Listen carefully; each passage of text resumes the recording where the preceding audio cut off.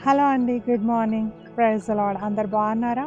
ప్రియ సహోదరి, సహోదరుడా, చాలాసార్లు మన జీవితంలో కొన్ని అద్భుతమైన విషయాలు మనం చూస్తా ఉంటాము. అనుకోని స్థలంలో కొన్ని చెట్లు పెరుగుతా ఉంటాయి. స్టార్ట్ అవుతా ఉంటాయి కదా!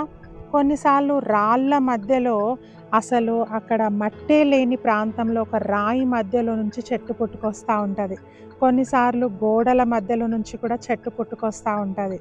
అంటే అక్కడ లైఫ్ లేదు, లైఫ్ అక్కడ బ్రతకడం కష్టము అనే పరిస్థితిలో గూడా కొన్నిసార్లు అక్కడ జీవితము, ఒక లైఫ్ అనేది మొదలవుతా ఉంటది. వాటిని చూస్తే ఆశ్చర్యం అనిపిస్తది.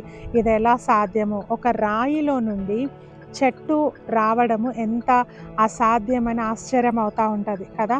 ఇన్ ద సేమ్ వే దేవుడు కూడా మన జీవితము, పాడైన జీవితము, మనము దేవునికి దూరమైపోయి అన్నీ కోల్పోయి, ఆరోగ్యాన్ని కోల్పోయి, డబ్బులు కోల్పోయి, ఎంతో దీనస్థితికి వెళ్ళినా తిరిగి ఆ పాడైన జీవితాన్ని ఆయన చిగురింపచేయగలడు.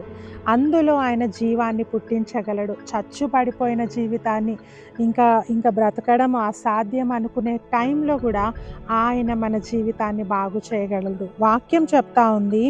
యెషయా గ్రంథము 44:26 చదువుదాం. పాడైన స్థలములను బాగు చేయువాడను నేనే. హల్లెలూయా! ఏ స్థలమైతే పాడైపోయిందో, ఏ జీవితమైతే పాడైపోయిందో వాటిని నేను తిరిగి బాగు చేస్తానని దేవుడు చెప్తా ఉన్నాడండి. సో, నీ జీవితాన్ని నువ్వు దేవునికి సమర్పించుకుంటే, నీ బ్రతుకును ఆయన చేతిలో పెడితే, అది ఎంత దీనస్థితిలో ఉన్నా, ఎంత హానికరమైన జీవితం నీదున్నా తిరిగి దాన్ని బాగు చేస్తాడు, రిపేర్ చేస్తాడు. నిన్ను నూతన వ్యక్తిగా నిలబెడతాడు. ఆశీర్వాద కారణంగా నిన్ను అనేకులకు బ్లెస్సింగ్‌గా దేవుడు నిలబెడతాడు. దేవుడు ఈ వాగ్దానమును మనందరి జీవితంలో నెరవేర్చునుగాక. God bless you.